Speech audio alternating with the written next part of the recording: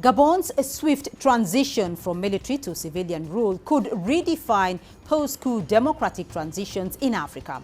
It took just 19 months for General Brice Oligui Nguema, who in 2023 led a coup that ended the 60-year Omar Bongo dynasty, to call the vote and win.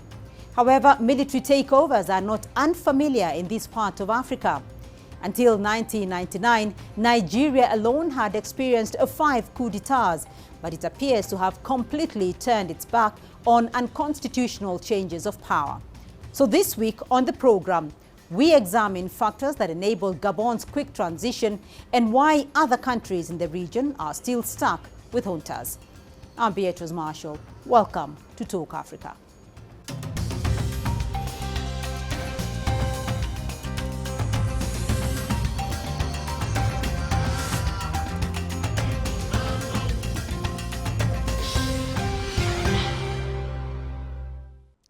Between 2020 and 2023, 9 military takeovers took place in North, West and Central Africa.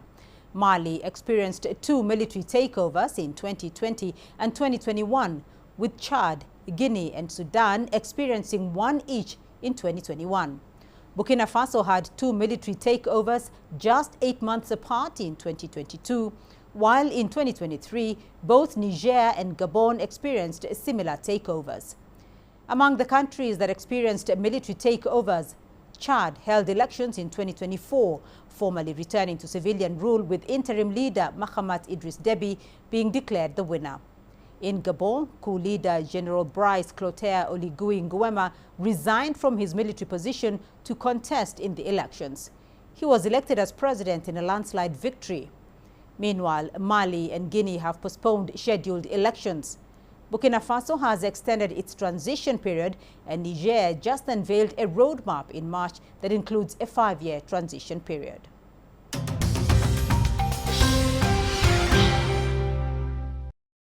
Well, joining me now to unpack Africa's post-coup transitions are from Pretoria in South Africa, Professor Christopher Afoke-Isike, President of the African Association of Political Science and Professor of African Politics and International Relations at the University of Pretoria. From London, Dr. Alex Vines, Director of the Africa Program at Chatham House. And from Norfolk in Virginia in the U.S. is Frank Taka-Ibang, Political Analyst and Founder and Managing Director, FTE Language Group. Gentlemen, welcome to the program and thank you for joining in this discussion. Let me start off with you, Professor Isike. Now, Gabon's military leader, General Brice Oligui Nguema, who led a coup in 2023, has been elected president of Gabon. So how has Gabon been able to undertake a very quick transition to civilian rule? Gabon is a bit different from the rest of the West Africa, where we've had coups like in Burkina Faso, Mali, Guinea or Niger. The one differentiating factor is the fact that they've had some form of stability in the last 55 or 56 years, even though it's been a kind of dynastic democracy of some sort. They've had some political stability that has kept the military out of power compared to the others where we've had frequent incursions into politics. And then the other factor is the fact that they've not had threats from within, like terrorist threats that define have become a good excuse for the military in the Sahel to intervene in politics. So you would say that the popularity that Nguema, for example, enjoys currently stems from the fact that people are not used to having the military in government, and they see someone who has been able to rid them of a dynastic family and the problems they've had with that family, and they welcome him.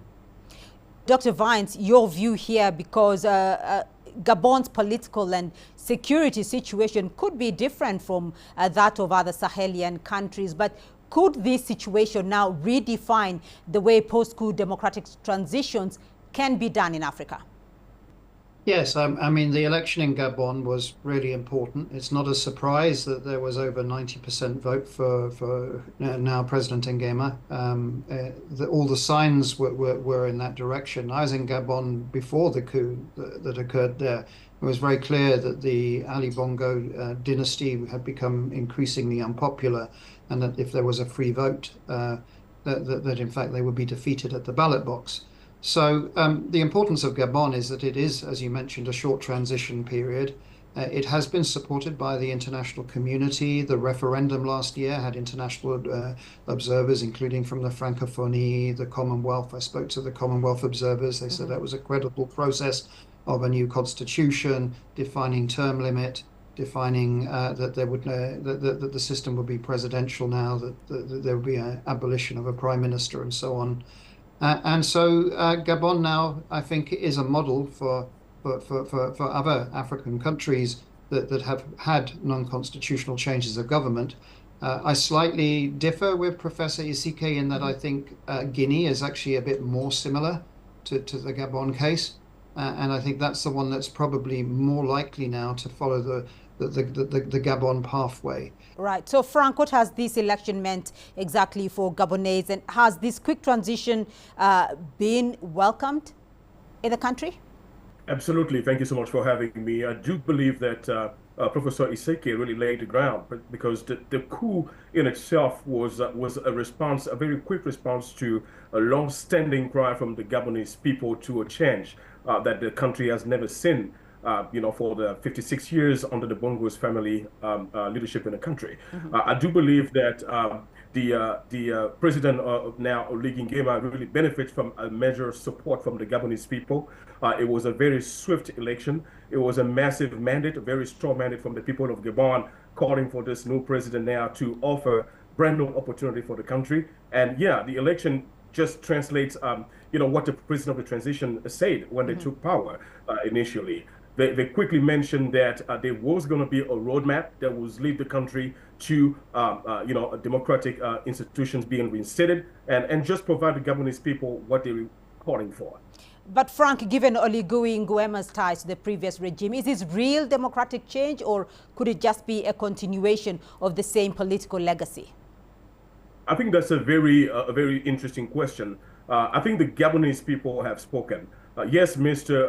Oligui Nguema was part of the regime, but yes, the Gabonese people have chosen to surpass that. They have chosen to look to the future. And Mr. Nguema, for the Gabonese people today, stands as the person that is likely to at least answer the cry of the Gabonese people, which is for better education system, on giving jobs to the people out there in the country, and just respond to the many expectations that has been there. Oligui Nguema stands today as the candidate, as the person that the people of Gabon most importantly believe can do that and make that happen.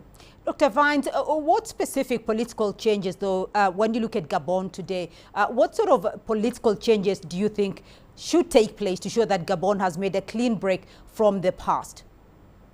So, I mean, better governance, real clamp down on corruption. It had become very endemic towards the end of the Ali Bongo, mandate, for sure. I mean, I saw plenty of it in action myself. And jobs and opportunities. I mean, poverty and inclusivity are very problematic in Gabon, despite its natural resource endowments and small population.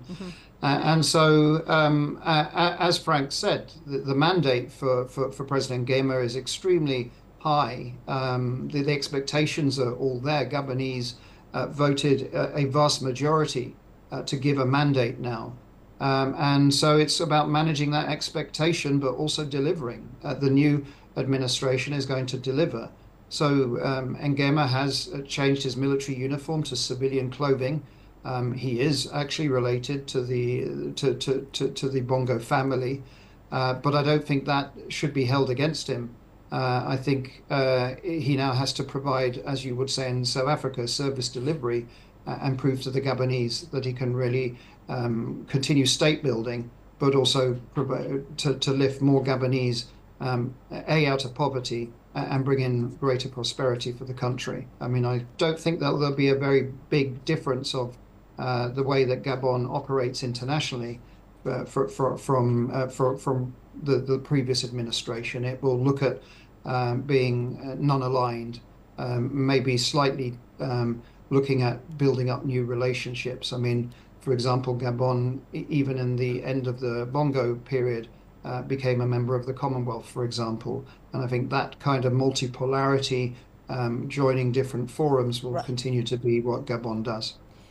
Frank, from where you sit, though, do you agree with Dr. Vines there? Do you think that President Nguema has what it takes to end endemic corruption, to make a clean break from the past? I completely agree with Professor Vance, because at this point in time, I think one of the strength of President Nguema today is the overwhelming support from the Gabonese people. I think the people understand clearly what the issues are in Gabon. I think the president today understands clearly what is it that the Gabonese people are expecting. And I do believe that if he keeps with that support, if he responds and addresses the key issues that matters to the Gabonese people, everything else is just going to trickle down for what he planned for the country. Professor Isike, let's look at the other countries in the Sahel for the moment: Mali, Guinea, Burkina Faso, Niger. Why are other coup-affected countries in West Africa unable to transition quickly to civilian rule in the way that Gabon did? The circumstances are different. The security situation in these countries is a factor. The pullout from ECOWAS and the alliance that they formed is another additional factor that binds them together. But look, if I may return a bit to the Gabonese case, I would say that the popularity that Nguema enjoys now is less to do with his person and personality and his agency, and more to do with the people's disenchantment with the Bongo family and the fact that despite their mineral resources, they occupy the lower rungs of every development measure, or human development measure that you can think of. So it could have been anybody who took over, who broke that jinx, took over from the Bongo family. That person will still get the same support. Mm-hmm. So the issue here would be what he does in terms of implementing all these ideas that they've put in place on paper. Because Condé, for instance, in Guinea, did the same thing in Guinea. He took over power forcefully, transformed himself to a civilian, and then tried to change the constitution when it was time for him to leave. So would he sit down, for example, and ensure that after a single term of 7 years, he would leave office? So it's in the implementation. If he implements things properly, then he would then become a model. I think it's too early for us to begin to use Gabon as a model, because we've seen this story before in the continent. Well, Dr. Vine, looking at the wider region, West Africa has experienced several coups since August 2020. How has the military positioned itself in the post-coup period? Is it a temporary guardian or as a long-term political actor?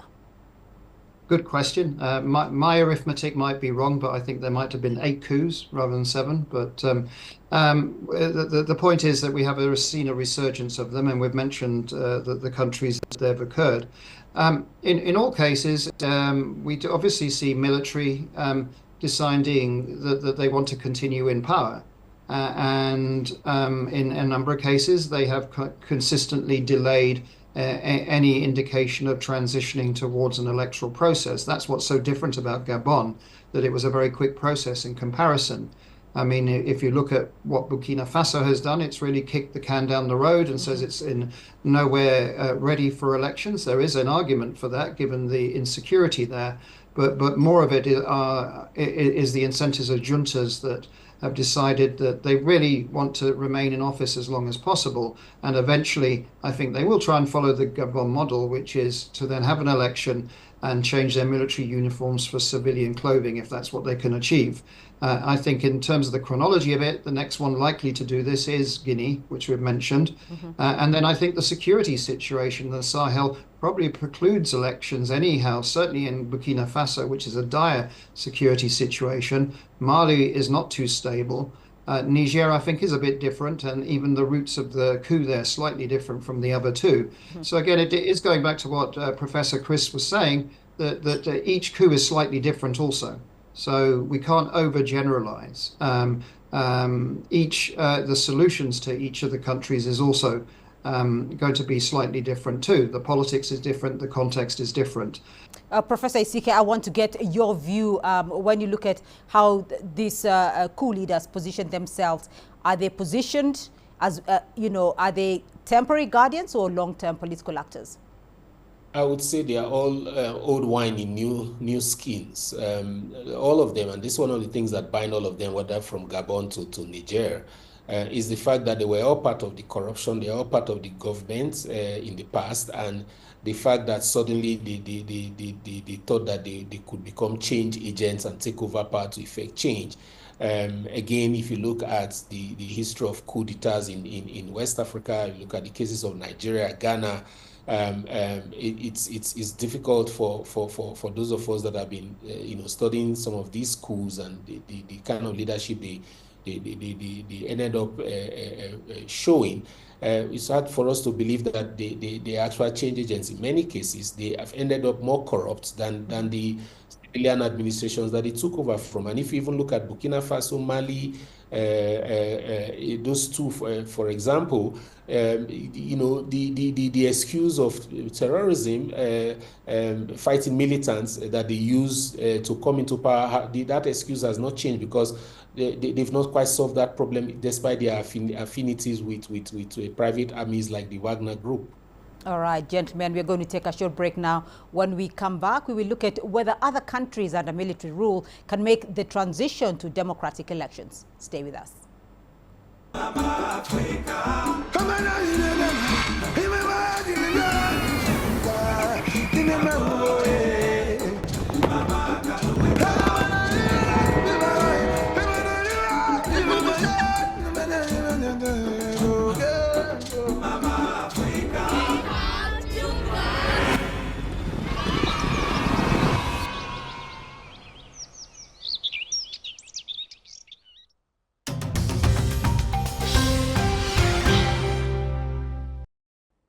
Welcome back to Talk Africa. Still with me are Professor Christopher Afoke-Isike, Dr. Alex Vines, and Frank Taka-Ibang. Before the break, we looked at how Gabon has managed to hold elections quickly after a coup. Let's now look at what is holding other military juntas back from transition to a civilian rule. And Dr. Vines, let me start off with you.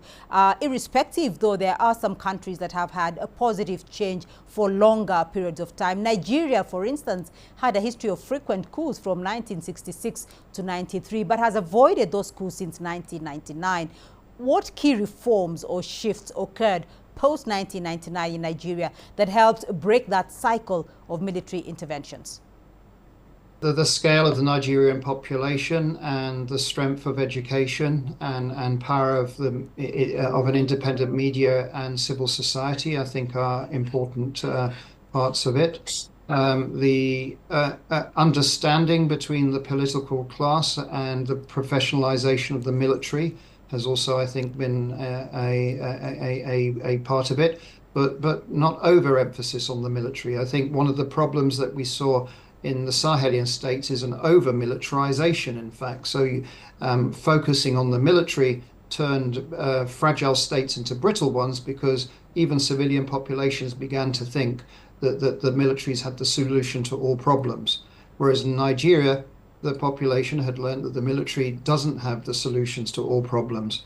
And so that was an incentive for democracy to grow. Nigerian democracy is very flawed. It's far from perfect, but there is plenty of diversity there. And although from time to time there are allegations that the military might be considering entering again into politics, my experience in Nigeria is that that isn't an immediate danger at all. And in fact, the investment into more professionalization at the technical level for the Nigerian military is actually providing some immunity to this. Right. So, Frank, your take as you watch that part of the region in Africa, what is it that differentiates countries like Nigeria and Ghana that had past coups from countries like Niger, Mali, and Sudan? I think the case of Nigeria is a very interesting one. Once you've known for a long period of time the aura of leadership under a dictatorial regime, on the military, you don't want to go back there. And I think taking a very quite multifaceted approach, which involves specifically strengthening democratic institutions and also getting the people involved, right? Strong civic engagement has been a very interesting approach for Nigeria as well. Diversifying the economy, and just not making everything so political in Nigeria makes it a very interesting approach to change the logic of power takeover in the country. So I think it should be an example for the rest of the countries in the region take that into consideration to avoid military takeovers. Right. So, Professor Isike, your position has been that the political and security situation in the various countries in the Sahel differ, and that is why some countries are able to transition faster than others. But given the various reasons for military takeovers in the Sahel, do elections necessarily lead to change? Well, they don't. What we are seeing actually is what we call electoral democracy, the focus on elections rather than the substantive outcomes of democratization. I agree that there's been, if you look at the Nigerian example, for instance, one of the things that have helped is the entrenchment of democratic governance, separation of power, and then the entrenchment of civil military relations entrenched in the constitution, and then the constitution, also the 1999 constitution, gives civilian control over the military a priority. So that's constitutionally, guaranteed, right? And I think that that's an important factor. Military, in terms of the professionalization of the armed forces, the military, especially the retired officers, are now subject to civil law, and the constitution requires that they must retire from service before entering politics, and that really helps. One other reform that took place is at the judicial level, where you have now legislative oversight that enable the legislature to check and ensure that a culture of accountability is entrenched. The last point I want to make about the Nigerian case, I think there is, because they've seen worse than the military have been worse in all cases than the civilian governments that they overthrew. There's a broad consensus in society that the military may have short-term advantages, but in the long term they are not better. So especially the younger generation of Nigerians, do not see, actually have less tolerance for the military than anything else. The only problem is that Nigeria is currently vulnerable in many ways that make one wonder whether the Tinubu administration, for example, is not breaking all of this consensus in its way it has concentrated power and resorted to autocracy in the last 2 or 3 years. So, Frank, are we witnessing then a new model of governance in the Sahel? When you look at countries like Burkina Faso had 2 coups in a year, are we witnessing a new model of governance in the Sahel that is deliberately moving away from electoral democracy? I think that's a very strong possibility. Yes, the argument has been a security approach, that because of the insecurity and instability in the region, the military leaders will try to overstay their power. I think it's likely going to be so.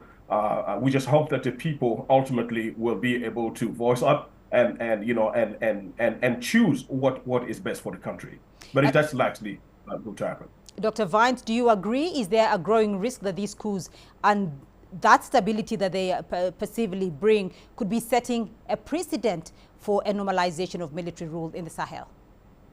The tendency where you've had militarization and coups is that you're going to get more coups. That's there's a big UNDP study that shows that, but the Afrobarometer study also that came out earlier this year shows that in countries that have coups, they're more amenable to have more coups. And also, unlike in Nigeria, it also incentivizes the military to feel that it can continue to get involved in politics.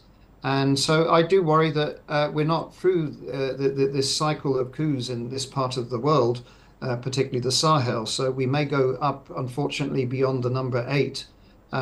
In that there will be counter coups. You mentioned already that there were 2 in a year in Burkina. And the point, I think, is that a counter coup doesn't necessarily mean an improvement. It can equally result in a further deterioration of the governance, human rights, and investment and trade context of a country.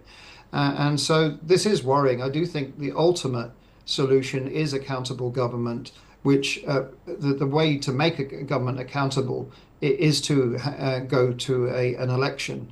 But I don't think elections are panacea. And I do worry that the pressures to have a quick election can be at times counterproductive.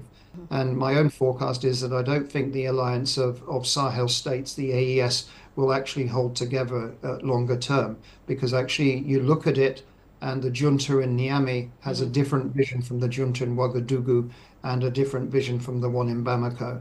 Right, so I want to get some solutions from all of you before we wind up the program. And Professor Isike, Dr. Vines has talked about the need to keep governments accountable. What is the biggest risk when it comes to transitions? And from where you are, how do we ensure that these transitions do not become permanent regimes in disguise? Well, there are many factors we can talk about, but I think it's useful to start reducing it to the one of good governance, okay? Because that good governance is the bane of all of these problems. And tied to this problem of good governance is the question of the state in Africa. We need to go back to the drawing board in terms of ensuring that there is a social contract between states and citizens. That's one of the things we don't have in Africa, because states were imposed on the continent. Citizens never had a say, and that's disconnection between citizens and state, and that's why we've struggled with state building.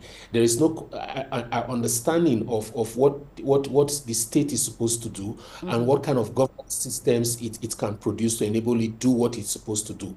So until we have that in place, and that can only be done through a social contract, so that when we talk about we the people, we all know what we are talking about, and there will be no disconnection between leaders and citizens in terms of what we mean by we the people. Right. So, Frank, we've talked a lot about the different countries, but in comparison to those, what kind of lessons can be drawn from the differences in transition management across these countries? I think ultimately it all boils down to establishing a very strong and solid system of checks and balance. If you do not have a checked government or a system that can be checked, it is ultimately going to turn down to autocracy. And of course, this is the fear. Even in Gabon, with a swift transition to civilian rule, we still have this. It has to be a very strong system of checks and balance that will independently check the government and be able to ensure that government is addressing the issues that it was voted for. And ultimately, a very independent judiciary system as well will be another element that across these transitioning movements, if we can establish that, then likely we are to keep a very sustainable democratic system. All right, Dr. Vines, you have the final word. Accountability, good governance. That's what we are hearing. But we also hear a lot about African solutions to African problems. So what should a truly homegrown transition model look like? Well, the main point is that certainly in the Sahel states, these states are seen as illegitimate by large parts of their population. They haven't delivered the social contract. And so there's one word to governance is one that definitely we agree on, and the rule of law. The other one is, I think, decentralization, more accountable local government. The problem has also been that these states have been very focused in the Sahel on elites in their capital cities, and the security and the governance problems are actually also about the lack of decentralization and effective local government. All right, gentlemen, thank you all very much for being a part of this discussion. But that's all we have time for on this edition of Talk Africa. A big thank you to our guests, Professor Christopher Afoke Isike, President of the African Association of Political Science and Professor of African Politics and International Relations, University of Pretoria, Dr. Alex Vines, Director of Africa Program, Chatham House, and Frank Taka-Ibang, Political Analyst and Founder and Managing Director, FTE Language Group. Remember, you can be a part of this conversation online through our social media handles on Facebook and X. You can also catch the show on our YouTube playlist. Do keep this conversation going and join us again next week for more Talk Africa. From me, Beatrice Marshall and the team here in Nairobi, until next time, bye-bye.